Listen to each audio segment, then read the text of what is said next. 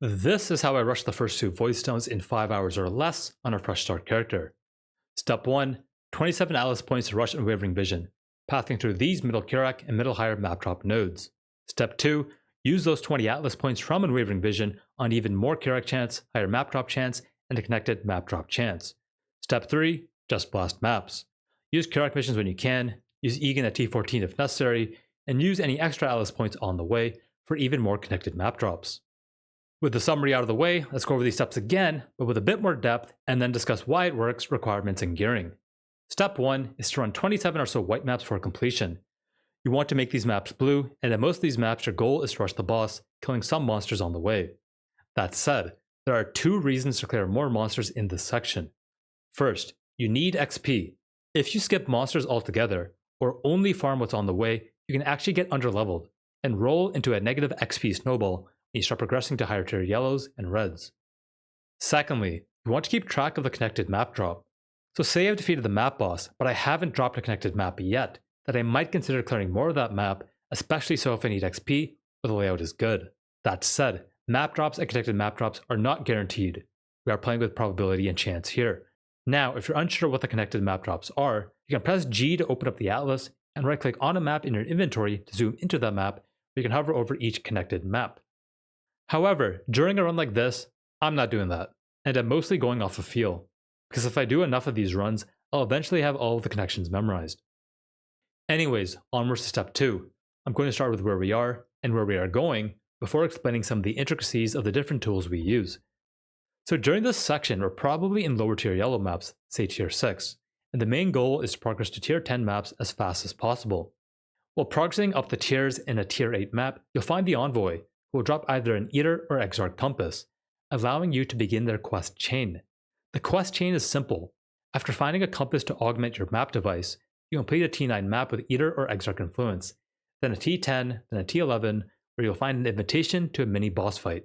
Defeat the mini boss, then complete a T12, 13, 14, 15, and finally a 16 to fight the pinnacle boss. The dream is you just complete one tier after another, however, in reality that is very unlikely. Now let's talk about Kirak because he has 2 important functions. First, he can provide a free map based on the highest map you've ran, and secondly, he can sell a random assortment of maps. The price of the maps Kirak sells are based on the map tier and rarity. Generally, for lower tier maps, they sell for chance orbs. As you go up the tiers, yellow maps sell for alchemies or alchemies and chance, and as you go even higher, red maps often sell for chaos orbs. To acquire currency to purchase these maps, you want to convert alterations to jewelers to fusings to chance orbs, and orbs of regret to alchemies. All that said, generally what happens is you'll purchase maps once or twice in the white map section, once or twice in the yellow map section, and when you're pushing red maps, you'll mostly be relying on Kirak missions. So with all that in mind, returning to the Atlas tree, with the 27 Atlas points we acquired in step 1, we allocate Unwavering Vision, giving us 20 additional points that we spend on Kirak chance, higher map drop chance, and connected map drop chance. With all of these nodes, this basically means when we run a map, the odds are in our favor, that either we'll get a higher tier map that we haven't run yet, and if we don't, then we have a Kirak mission to fall back on. Which brings us to step 3, the red map wall. The red map wall is basically that scaling from T11s to T16s quickly is difficult. There are 2 strategies to counter this. The first is using scarabs to add monsters to our maps. However, since we have Unwavering Vision, we can't use scarabs. But what we can use is Kirak missions. So in the previous step, we rush to tier 10s as fast as possible to have a large base of tier 10s, which we either run or Voldorb, so we can also have a large base of tier 11s. Afterwards, the next step is simple. Run as many tier 11s as possible, ideally to drop T12s and so on, but more realistically for Kirak missions, which will run in hopes of a higher tier map drop. You may go up and down the tiers in this section, which is perfectly normal. The next breakpoint is T14 maps, where Egan will spawn. Simply talk to him to create a mini quest chain with free originator maps. It's worth noting you may want to roll the maps with alterations because originator maps have T17 modifiers, which can be very difficult to run at this point of a Leaguestart rush. So with Kirak missions, originator maps, and some map RNG, simply blast maps, get to T16s, defeat the map boss, drop an invitation, defeat the pinnacle boss, and repeat for the other one. Now, in addition to the strategy, there are some requirements that you'll want to plan for, which will make progression easier. First, aim for approximately 1 million Guardian/Pinnacle boss DPS at around level 80 with very basic gear. You can progress to T16s with less DPS, but it will be much easier and faster if you meet that benchmark. If you're having trouble reaching that benchmark, or you just want an easier time, then just level higher. Aim for level 85 or level 90, and level your gems to level 19.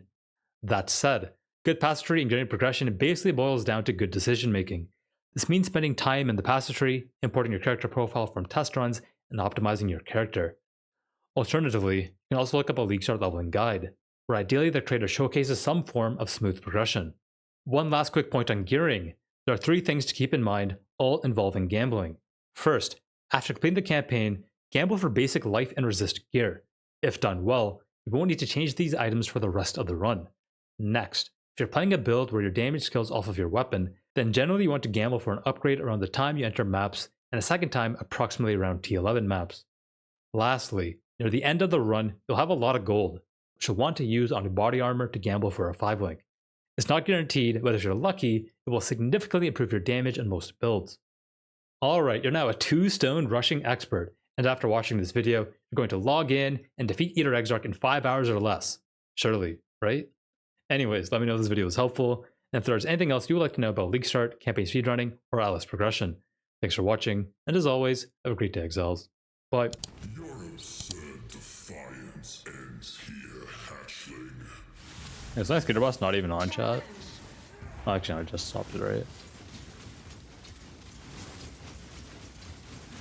Will he one-shot me? He can one-shot me, actually. You just have to move. If I have Uber Lab, I think I can tank it. Cleansing. Annihilation.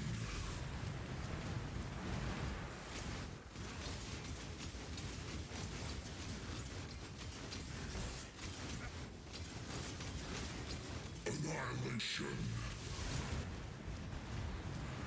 Disintegration.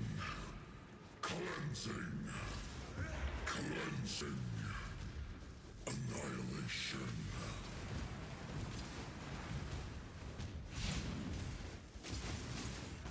Incineration.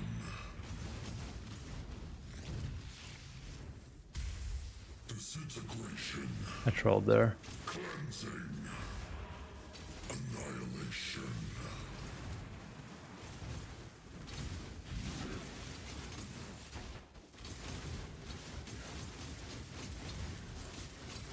Annihilation. Incineration.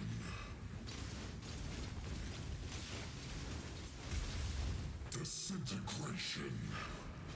Cleansing. The fires of 1,000 suns. You do not have the strength, hatchling. That may be, but I am not alone. How pathetic.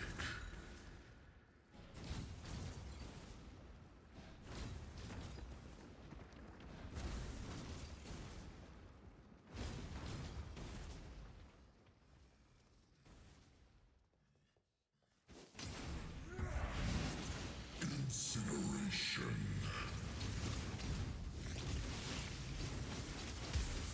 Disintegration. Cleansing.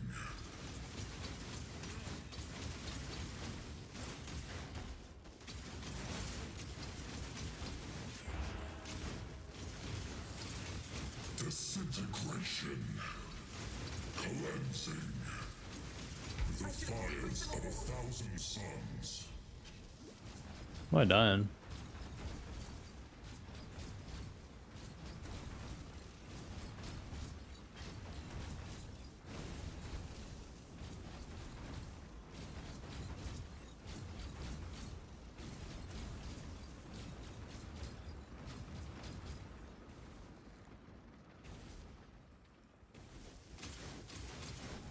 Annihilation. The fires of 1,000 suns.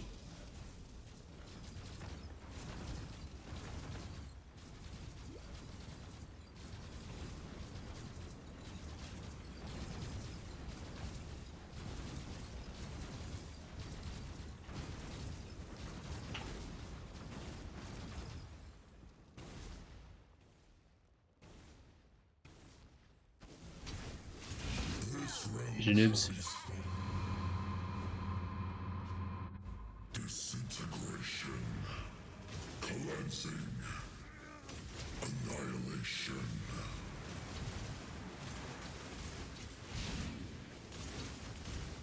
Incineration.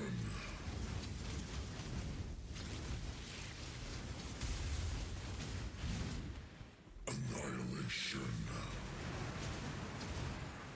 Disintegration.